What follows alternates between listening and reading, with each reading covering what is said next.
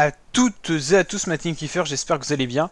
Aujourd'hui pour cette nouvelle vidéo, on se retrouve pour le résumé complet de l'étape 2 du Tour de Suisse 2021. Vous m'avez demandé des vidéos sur le Tour de Suisse, on va en faire quelques-unes, on essayera quand on sera disponible pour faire ces résumés. Donc aujourd'hui on avait affaire à une belle étape assez vallonnée. Et donc c'était une étape assez longue après un premier contre-la-montre sur l'étape 1. Donc là j'étais en train d'essayer de vous charger le profil de l'étape 2 de ce Tour de Suisse. Et on va essayer de trouver cette information pour compléter un peu le résumé. Et ensuite on va voir les différentes attaques qu'il y a eu dans la dernière bosse du jour. Donc c'est parti les amis, donc on va commencer peut-être par quelques premières captures et puis on passera sur le parcours après. Donc là on est dans la dernière bosse du jour à 8 km de l'arrivée, on a pu d'échapper à l'avant et c'est un petit groupe de favoris qui s'est détaché avec différentes attaques. Ici on peut voir un coureur d'Ineos qui attaque, je me demande si c'est pas Dylan Van Baarle. On voit ici Julien Lafilippe avec son maillot de champion du monde toujours dans les bons coups. On a ici Michael Woods pour l'équipe Israel Startup, un coureur de la Bora, un coureur de la Movistar, un coureur de la Astana, c'est tout simplement le leader Jakob Fuglsang qui prépare le Tour de France sur les routes du Tour de Suisse.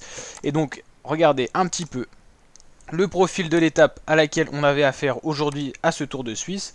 Hop, on a un petit souci de connexion peut-être, ça va arriver. Voilà, donc on avait ça, on avait quelques ascensions au programme, donc déjà un pré-tri s'est fait dans le peloton avec un groupe de favoris qui s'est constitué. Et là voilà la dernière bosse finale qui culmine à 600 mètres d'altitude avec 2 km à 8% de moyenne et l'arrivée à l'Arène, tout simplement. Donc ici les différentes attaques, ici Julien Lafilippe il fait sa fameuse giclette, on va dire tout simplement attaque à quasiment aller 500 mètres du sommet. C'est là normalement où il distance ses rivaux pour aller chercher la victoire d'étape. Là c'est un peu plus compliqué parce qu'il y a eu des coureurs qui ont eu les capacités de s'accrocher. Ça a été le cas de Michael Woods, de Richard Carapaz, du coureur ici de la Bora qui est Charman, Fuglsang pas loin, et il y a Mathieu Van Der Poel qui s'accroche également. Et ici on nous annonçait Wout Poels.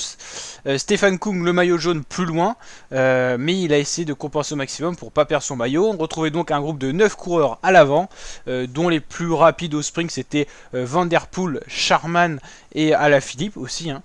Et hop, ici on a Van Der Poel qui attaque, Fuglsang qui essaye de suivre, des groupes qui donc se forment.